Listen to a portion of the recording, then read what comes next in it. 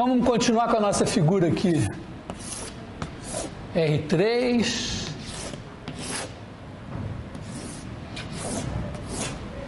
R3. E imaginemos então que a nossa imagem, a imagem de T é um plano aqui passando pela origem.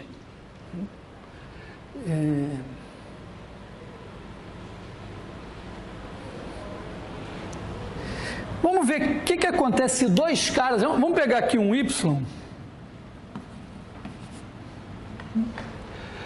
Vou esquecer coordenadas agora, que o fato de ser R3 não vai ser relevante, mas vamos supor que esse Y é imagem de um X1 e de um X2. Quer dizer, Y, vamos dizer assim, T de X1 igual a Y e T de X2 também é igual a Y. Eu olho para esse e digo, então T de X1 é igual a T de X2, ou seja, T de X1 menos X2 é igual a zero. Quer dizer, esse cara daqui vai aqui no zero.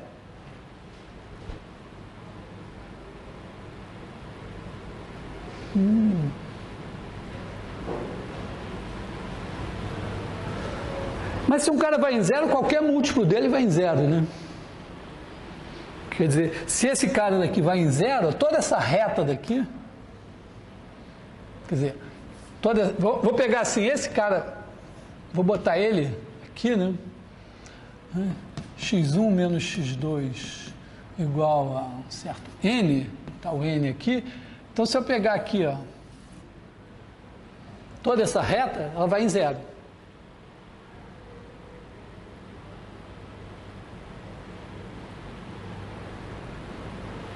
Bom, se tiver um X3 aqui que também vai, eu acho que não vai ter um X3, mas pensa assim, então isso. Vamos considerar o seguinte, todos os caras, na verdade, olha, se T de N é igual a zero e T de X é igual a Y, essas duas coisas implicam que T de X mais N é igual a Y. Porque T de X mais N é T de X mais T de N. Que é Y mais zero. Então, de certa forma, o segredo está todo no seguinte, ó, vamos chamar de N, Nzão, igual ao conjunto dos N, tais que T de N igual a zero.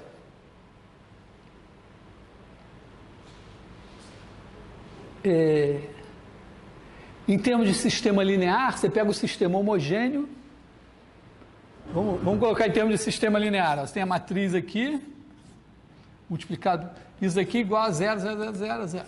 Quando você acha uma solução do sistema homogêneo, se esse cara é a solução do sistema homogêneo, se você pegar um sistema não homogêneo, somar com uma solução do homogêneo, dá uma solução do não homogêneo.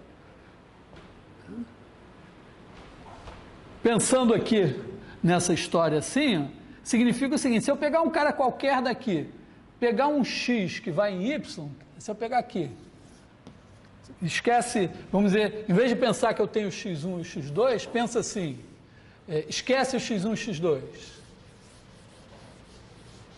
Pega o Y aqui, aí digamos que você tem aqui um X, T de X vai em Y.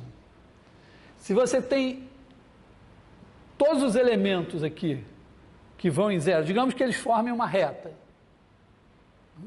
Então, se você pegar aqui a reta paralela, eu acho que eu vou até desenhar essa reta em amarelo aqui, para ela ficar mais destacada.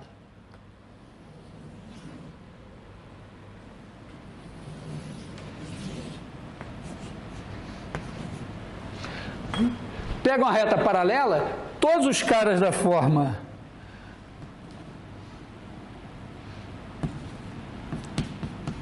X mais N vão ser levados no mesmo Y.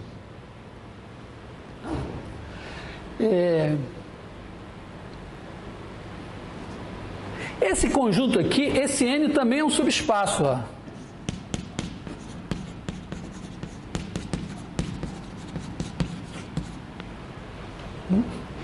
Esse cara é um subespaço. Por quê? Porque se T de N1 igual a 0 e T de N2 igual a 0, então T de N1 mais N2 é T de N1 que é 0, mais T de N2 que é 0, dá 0.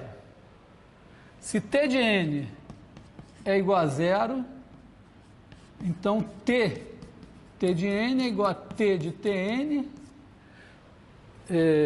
então T de Tn é igual a isso daqui, e isso daqui é 0, porque esse é 0. Então, se os dois caras estão no núcleo, a soma deles está no núcleo. Se um cara está no núcleo, o produto dele para um escalar está no núcleo. Então, ele é um subespaço. Então, quer dizer que ele é uma reta, ou um plano, uma coisa assim. Agora, pensa aqui, por que eu disse que não deve ter outro? Olha só. Aqui nós estamos em R3. Aí o R3, o que está acontecendo, né? Se eu pegar um X aqui, imagina que eu pegue um outro cara aqui, chama esse cara aqui de X1 agora, pega um outro X2 aqui.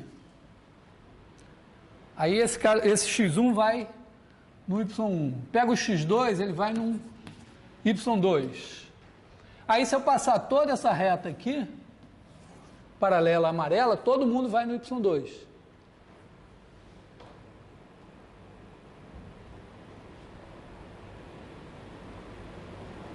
Então, olha, é como se eu estivesse assim, pegando cada reta paralela, a reta amarela, amassando num ponto só e levando lá. E nessa minha figura está virando um plano. Digamos que em vez de ter desse amarelo aqui, em vez de ser uma reta, fosse um plano. Então eu estaria amassando um plano inteiro num ponto e levando aqui. Como eu estou em R3, se eu amassar um plano, cada plano paralelo, então, vamos dizer, se esse N fosse plano, aí eu teria fatias planas aqui.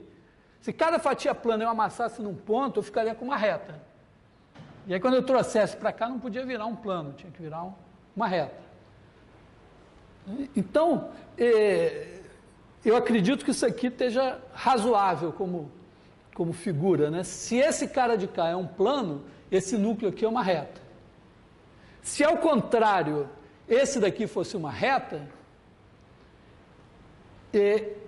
esse núcleo aqui não deveria ser uma reta, porque quando eu amassar caras em torno de reta, amassar retas para virarem pontos, eu fico com um plano. E aí ele não viraria uma reta aqui. Quer dizer, vê se... Vou recapitular a ideia. O que está acontecendo aqui? Ó? Eu tenho a imagem da transformação aqui e o núcleo da transformação aqui. Pelo que eu estou entendendo, ó, o núcleo são os caras que todos vão em zero. Ele é um subespaço que todinho vai nesse ponto aqui. Mas não só ele vai todo em zero, como se eu andar com ele paralelamente aqui, no espaço, cada paralelo a ele vai se transformar num ponto aqui, diferente. Então a transformação é como se ela pegasse o núcleo, que é um subespaço, aí pegasse os paralelos a esse, então decompõe o espaço todo em paralelas a esse daqui, por exemplo, se essa é uma reta, são retas paralelas, um feixe de retas paralelas, aí amassa todas essas retas até virar um plano, e pega esse plano e traz para cá de alguma maneira. Se aqui fossem planos, você amassaria todos esses planos, cada um vira um ponto, isso aqui viraria uma reta, e você traz a reta para cá. A moral da história é o seguinte, ó, isso aqui tem uma certa dimensão. Né? Esse cara aqui tem dimensão 2. Quando eu amasso aqui, eu tinha dimensão 3. Para eu amassar para ficar com dimensão 2, eu posso perder uma dimensão. Se eu amassar para ficar com dimensão 1 aqui, como eu tenho dimensão 3 aqui, eu posso perder 2. Quer dizer, a ideia é a seguinte, é que esse espaço aqui tem uma certa dimensão. Então eu tenho T G em F linear. A dimensão de E é N. No caso aqui, 3. Aí a dimensão da imagem de T, tá assim, repara que a imagem de T não pode ter uma dimensão maior do que a de E. Por quê? Porque a imagem é gerada, eu pego os vetores da base de E, pego assim, ó. O meu E tem E1, EN, base de E. Então, T de E1, T de EN, não necessariamente é uma base da imagem, mas eles geram a imagem. Tá claro? Porque se eles forem, vamos dizer, se eles não forem linearmente independentes, tem um monte assim, né? E eu jogo fora uns tantos que eu não preciso. Mas esses caras aqui geram a imagem de T. Então, a dimensão da imagem de T é menor ou igual que a dimensão de E. Quanto que ela é menor? É a dimensão do núcleo. Porque o núcleo foi o que eu achatei, né? Eu perdi tantas dimensões quanto o núcleo tem para transformar o espaço E na imagem de T. Então, aqui, ó, por exemplo, eu tenho o meu espaço é o R3, ele tem dimensão 3. Aí ele vira, aqui o que aconteceu? Eu tinha os vetores da base canônica, viraram todos vetores desse plano, tá mal, vetores desse plano, né? Então tenho 3 vetores aqui, mas eles não são linearmente independentes, o plano na verdade tem dimensão só 2. Então eu peguei o meu R3, que tinha dimensão 3, e amassei para virar um plano, que não é o R2, é um plano. Amassei como? Amassei transformando os elementos do núcleo em pontos. Então aqui o núcleo é uma reta. Se eu tivesse uma outra situação em que eu transformasse o meu R3 numa reta só, passando pela origem, então significaria que os 3 vetores da base canônica vieram aqui assim. E aí eu peguei o R3 todo e amassei até virar uma reta. O que eu fiz? Eu peguei planos paralelos, um deles é o núcleo, e os outros são planos paralelos ao núcleo. E amassei todo mundo até virar uma reta que veio para cá.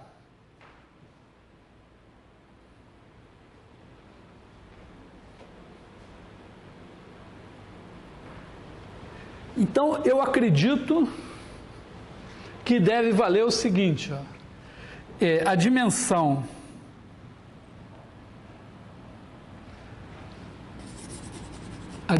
da imagem de T mais a dimensão do núcleo de T é igual à dimensão de E.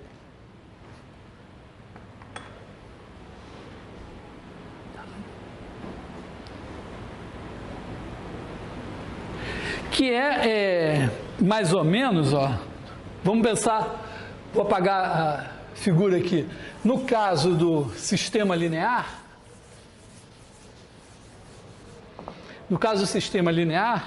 imagina assim, vamos pensar um caso simpático, né? Mas você tem aqui N variáveis e M equações. Então você está, vamos dizer assim, N maior que M. Você está levando Rn em Rm. E supõe que foi tudo lindo, a imagem é o Rm todo. Se a imagem é o Rm todo, na hora que você resolve o sistema, eu vou botar aquela matriz ampliada aqui, na hora que você faz aquele método de eliminação, você fica com uma diagonal de 1s aqui, 0, 0, e sobra, isso aqui sobra o quê? N menos M variáveis.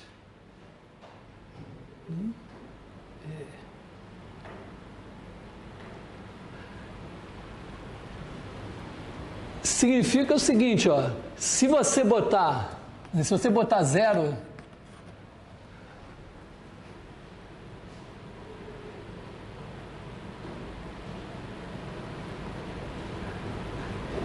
0, 0, 0 aqui, sempre dá, quer dizer, se você,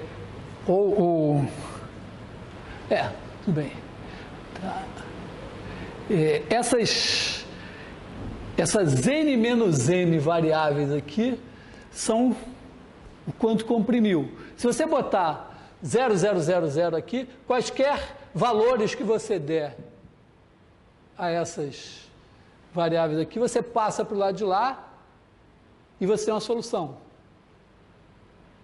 Tá? Quer dizer, vamos dizer, se você pegar, vamos dizer, se você chutar aqui agora xm mais 1 até xn, chutar esses valores aqui, quaisquer. Aí você pega esses valores, aqui tem 0, passa para o lado de cá e você tem x1, xm, que são uma solução.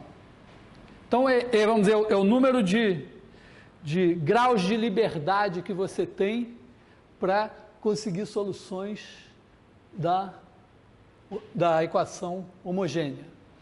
Mas vou voltar à imagem geométrica aqui. Depois a gente retorna ao sistema. Será que a gente consegue mostrar isso daqui sem ser... Vou tentar mostrar isso aqui sem pensar em R3, quer dizer, sem pensar em R3 não, vou fazer a figura em R3 para me orientar. Né? E sem estar preso ao caso do sistema linear.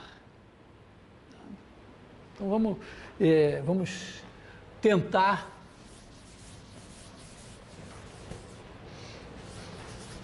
organizar essa história.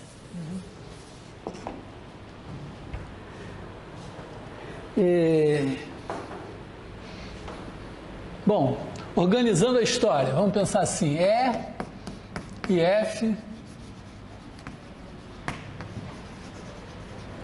espaços vetoriais. Tá? Quem quiser pode pensar ERN, FRM. Quem achar que está muito exagerado ainda, R3 e FR3, ou R2. Tá? Aí, T de E em F linear. E aí vamos chamar de núcleo de T, N de T, igual ao conjunto dos N pertencentes a E, tais que T de N igual a 0.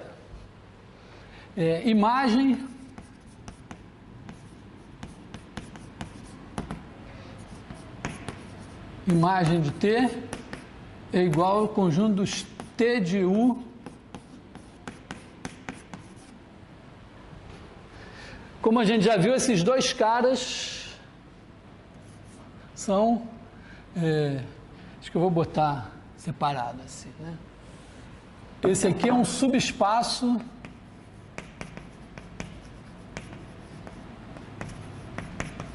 de E, e esse aqui é um subespaço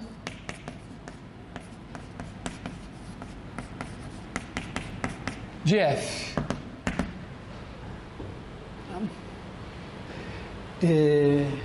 E vamos colocar assim, conjectura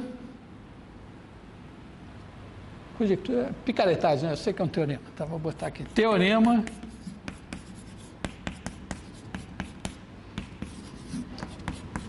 do núcleo e da imagem.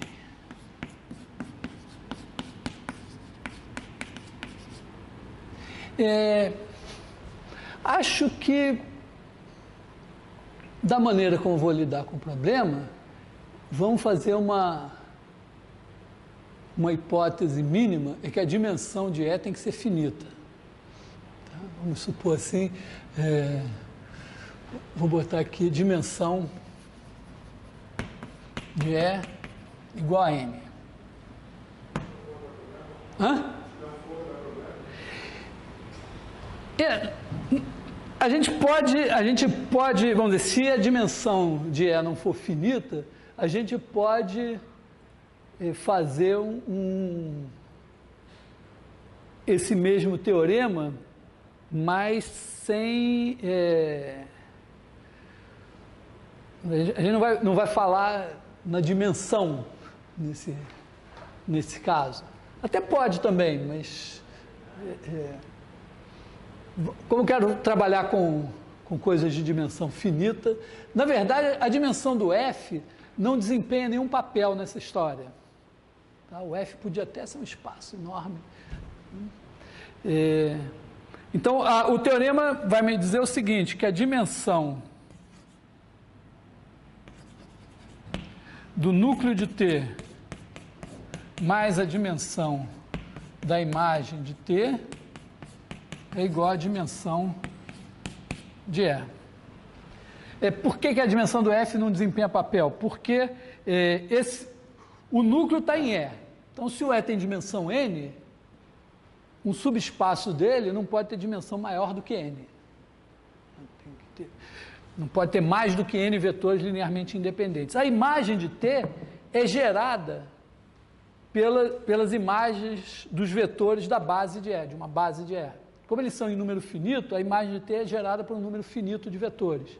Então, ela também vai ter que ter dimensão finita. Onde ela está, o F, também pode ser grande, não tem problema.